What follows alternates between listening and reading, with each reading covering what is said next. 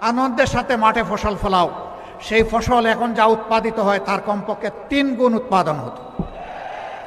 বলবেন যা উৎপাদন করি তারই তো মূল্য পাই না, 3 গুণ ফলাইলে কি আমরা মূল্য পাবো?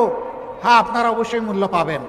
যদি দেশ ইনসাফের ভিত্তিতে পরিচালিত হয় তাহলে কৃষক তার উৎপাদিত পণ্যের ন্যায্য মূল্য অবশ্যই পাবে।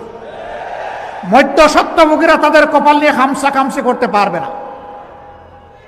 আনন্দের সাথে মাঠে ফসল ফলাও, সেই ফসল এখন যা উৎপাদিত হয় তার কমপক্ষে 3 গুণ উৎপাদন হতো।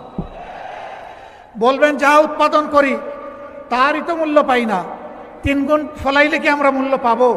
হ্যাঁ, আপনারা অবশ্যই মূল্য পাবেন। যদি দেশ ইনসাফের ভিত্তিতে পরিচালিত হয় তাহলে কৃষক তার উৎপাদিত পণ্যের ন্যায্য মূল্য অবশ্যই পাবে।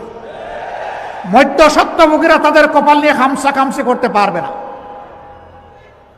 এরপরে এই 3 গুণ ফসল যেটা ফলাবেন সেটা তখন সংরক্ষণের জন্য জায়গায় জায়গায় সংরক্ষণাগার গড়ে তোলা হবে।